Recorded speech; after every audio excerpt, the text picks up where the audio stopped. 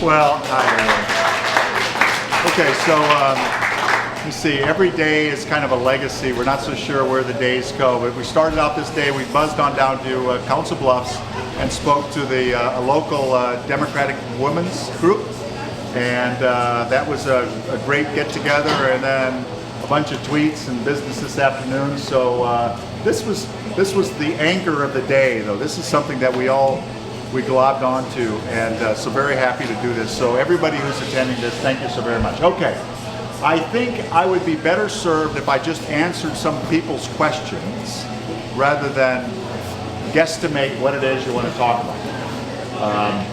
I will say that 2 days ago we were in Iowa Falls, and it was the first time all 5 of the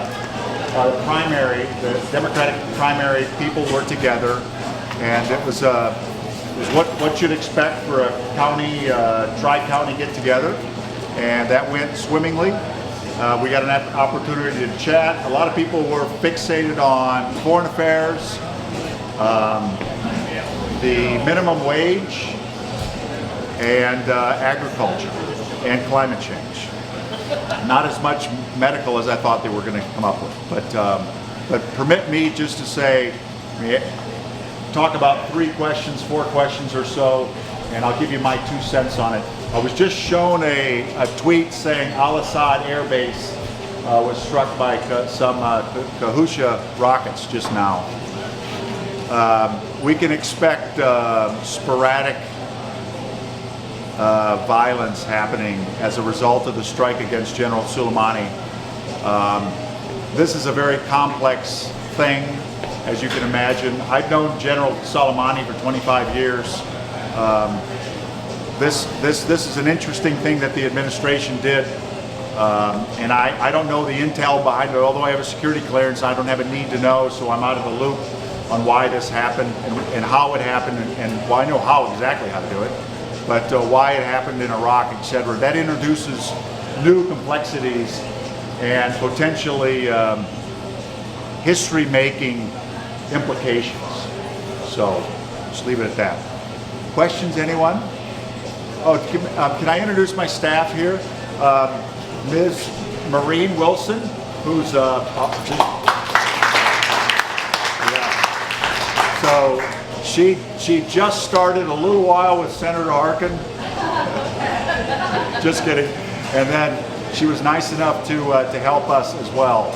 And she's the continuity of thought and the door opener for me in Western Iowa. Nate Clem here, finance. He's a Kansas young man from Kansas who came up because he wanted the greener paths of Iowa. Kimberly Bogus is a Des Moineite who is running the political director for the state and the campaign overall. So Kimberly, hi. She's very shy. Okay, so any questions, anyone, please? And everybody else, I'll take it. Everybody here I kind of view to be, I all work for you, so you're all part of my staff and I work for you. Yes, sir. I'll take the first one. Thank I'll give you a point. you. We have seen such a decimation, and as the Trump administration has been currently taking care of the NLRB, National Labor Relations Board, which we have gone from, I don't know, 16 to 8 to maybe 4 now in this country. What do we do to help labor in this country? Well, we vote, and I think labor officials need to have a long talk with their, so here's a one for you, Tim. We had a get together in Ames, Iowa a while back with the firefighters, and a room like this, and there were about this many firefighters in it, and they're a fabulous group of Americans, young, fit, crushingly good looking, mostly men, but some women there. I mean, it was quite the eye view. And so we went through a litany of items, world affairs, from social issues to income to retirement to medical, etc., the whole gamut. Generally speaking, the whole group, 95% of them were aligned with everything. And then I had everybody shut their eyes, raise your hand if you affiliate yourself as a Republican, Democrat, and Independent. And it's about 1/3, 1/3, 1/3, curiously. And I said, okay, and the head firefighter for the state of Iowa was there. And he said, wow, we've never seen that before. And I said, so listen, we're all generally view the same end state the same, yet we view ourselves in different parties. I think union officials need to speak with their membership about not letting social media and societal loudmouths dictate how they vote, so that labor regains a stronger role as a bloc, B-L-O-C, on ideas. Because right now I think leadership votes one way and the rank and file votes another, too often. And I would say a little bit of illumination would go a long way to labor. And here's the other thing. This is a great time when we're at 97% or so employment in the nation to start putting some demands on in a non-labor situation so that labor develops a larger role in the labor force. Now's the time. You don't want to be joining labor when you have a high level of unemployment. When you have a high level of employment, it's usually better for labor. And now's the time. My 2 cents. Yes, Amy? I'm sorry, I did not introduce myself before. I'm Amy Conde. I'm the coordinator of Drinking Liberally. I'm also a special education teacher. So Amy's coordinating educators for Franken. Yes, that's Yay. new as of today. We got farmers for Franken too. FF something. Also, I have to plug that my son worked for Franken, but he moved over to the presidential campaign for Yang, so I'm very proud of him, so I just had to put that out there. Anyway, I want to know, because I ask this of every candidate, I teach special ed, and everybody who's been here and had a beer with me knows this story, so just bear with me. 3 other teachers and I were physically assaulted by a student who's as big as me, a girl, 5th grader, and I do not blame her at all. She has behavior problems, she has emotional problems, she had PTSD. Every adult in her life has let her down. But they went from a residential treatment facility and plopped her into public school. No IEP, no supports. How can we get mental health and education like this, how it needs to be, because we are missing a link? I don't know, but I sympathize with your situation. Good, how are you? So I think everybody has this in their life. They've got somebody has a mental health challenge. Everybody, every family's got this. My wife and I cared for a person for 26 years. And we've got a special education daughter. So we've seen this, and we moved all over the nation and overseas. That's a real challenge. An education plan wherever we go, a different doctor, a different medication, a different this, the porpoising of behavior issues, what's special needs in one city is not special needs in another. My daughter could very well graduate from some high schools in some cities, whereas she's probably on the low quartile, definitely. But from an intelligence perspective, she could do that. And the next school, she's not even close. So we've had a lot of going through that barrier and coming back down. And every state provides different services.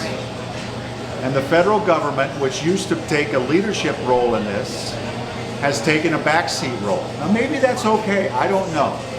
I have sisters who are psych nurses, I have a sister who's a psychologist, etc. I don't know. But I believe that, so the number one issue about healthcare that comes up in this state is rural healthcare. The second thing that comes up is the lack of mental health. the mental health treatment facilities. And we had a doctor, a hospital administrator tell us in Shenandoah, and I also asked the chief of police wherever I go, how many people are in custody who are mental health patients. And the numbers are that I've deciphered: 60% of the female and 40% of the males. It's because there aren't beds, and they don't have access, and there's not an instantaneous place to take them because the hospitals can't take them. I think since 1978, and I forget what the act was, we've been backing away from society taking responsibility for those that are mentally challenged.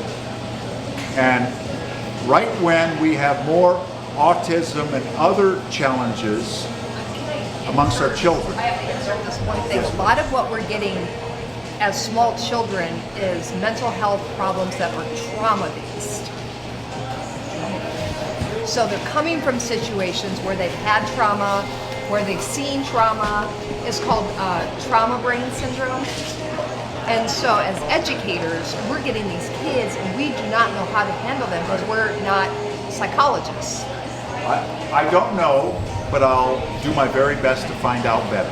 I would like to know because nobody that I've asked has had an answer.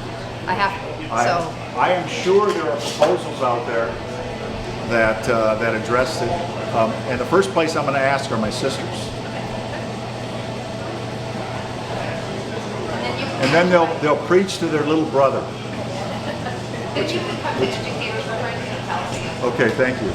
Well, But that deals right with adverse childhood experiences, okay? Which we understand that has to come from 0 to 3 and the things that we go at that point, okay? So we do have to understand that everything that happens as young children will affect them as life goes on. And we have to address it at an early age.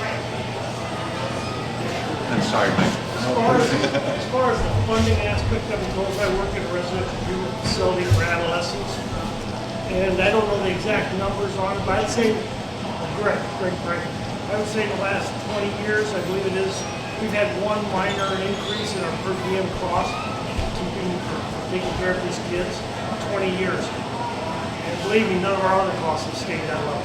so the comment was in 20 years, per diem has gone up about once,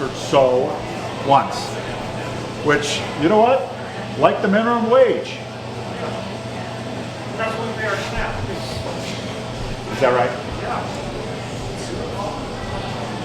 So healthcare workers getting the minimum wage. Yes. A very tough job. Very.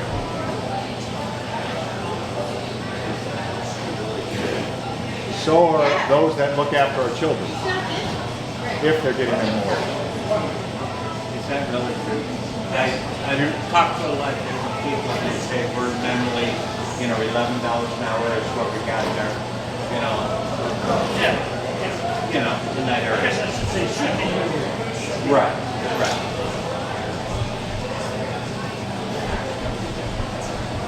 Yeah. Was there a question? No, I was just going to say. Oh, that's an interesting comment. Yeah.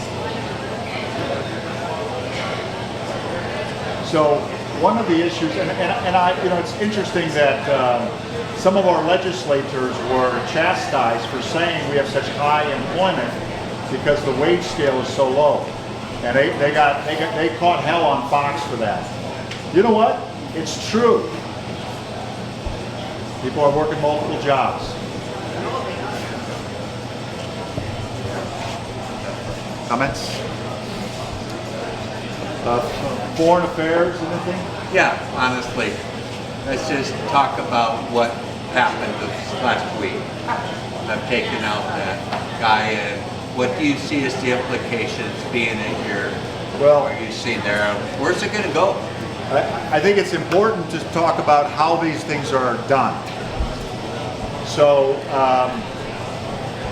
our intelligence services, other nations' intelligence services, a team of like like-minded organizations go through a long vetting process to determine who is a nefarious individual and then what to do about that person. And the what to do's are very long. The worst case is to terminate them. Now, that doesn't come overnight. That usually takes weeks. I know some of them that have taken years. I won't. You can imagine the complications. And this is always a state-sponsored. This goes back to some basics that only one organization in the world has authorization for violence against others, and that's the state. You can debate that, but that's what our founding fathers, and that's basic Judeo-Christian concepts of governance say. So when we decide that someone has to go, and there's not a different way to deal with this, you come forward with to the executive, and sometimes the president details this to the Secretary of Defense or to the Deputy Secretary of Defense, depending on who the president is. If it's a really significant person, like somebody in uniform for a sovereign nation, which we've never done before, with the exception of World War II with General Yamamoto, and to this day we still debate whether that was legal. This is a big deal. What's most amazing to me, having done innumerable of these operations through the years, more than I care to say, is how we turned this thing that fast. And my common sense, my South Dakota farmer sense, my Iowa values hugely suspect that the people that made this decision understood the full weight of the decision they're making. That I guarantee. Because when you're conducting a strike against, let's say for instance, al-Awlaki in Yemen, an American citizen, authorization to do that took months. And we debated it to the very last moment. Strikes against people that we knew were making bombs and we couldn't do anything about it because they were protected by a government. Those very simple strikes in a country in which we're conducting combat operations and they are on the other side, those often take days or even weeks to justify. To do a serving person, who I've actually waved to on occasion, on once before, this is a pretty bold thing. I don't believe it made us safer. I don't believe that it will solve anything. I believe also, in the military we have this saying, if you think you're indispensable, fill a bucket full of water, stick your head in the water, and pull it out and see if the hole is still there. It's a simple thing, but it's kind of true. There's always somebody to take your spot. And in my case, hopefully somebody better. So his replacement will come in.